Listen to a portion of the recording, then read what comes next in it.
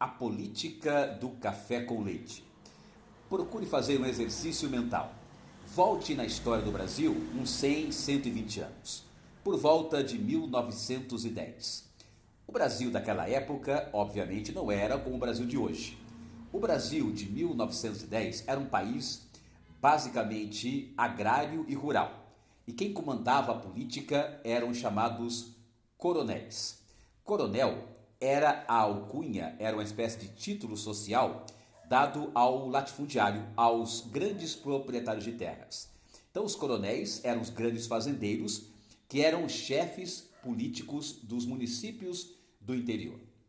A política do café com leite se refere aos dois estados política e economicamente mais poderosos do Brasil da época, São Paulo e Minas Gerais.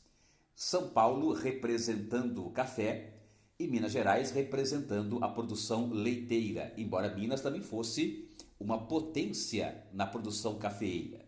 Política do café com leite. Como é que funcionava isso? Toda vez que chegava um ano de eleição presidencial, como por exemplo 1910, não é? São Paulo e Minas se reuniam, os coronéis, os chefes políticos de São Paulo e Minas se reuniam para escolher um candidato em comum à presidência da República, que poderia ser um paulista, um mineiro ou de outro estado, mas que atendesse aos interesses das oligarquias agrárias, especialmente das oligarquias cafeeiras do Sudeste. Então, o candidato que conseguisse o apoio dos políticos de São Paulo, PRP, Partido Republicano Paulista, e de Minas Gerais, do PRM, Partido Republicano Mineiro, teria praticamente a eleição garantida.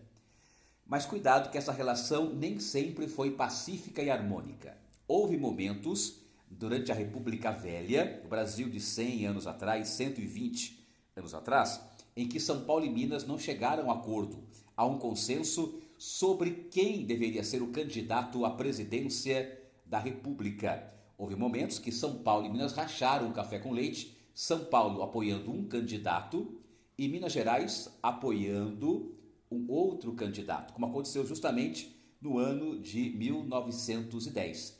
Por isso, ao estudar a República Velha, o Brasil de um século atrás, lembre-se do coronelismo, do poder dos coronéis, dos grandes fazendeiros que eram chefes políticos dos municípios e da política do café com leite, desse poder político e econômico de São Paulo e Minas sobre a política nacional, que nem sempre, repito, foi uma relação pacífica, harmoniosa, porque São Paulo e Minas, em alguns momentos, como em 1910 e também em 1922, dividiram-se ali no apoio, não tiveram um consenso tão claro assim, tá? República Oligárquica, o Brasil de 1900, 1910, 1920, o poder dos coronéis e a política do café com leite.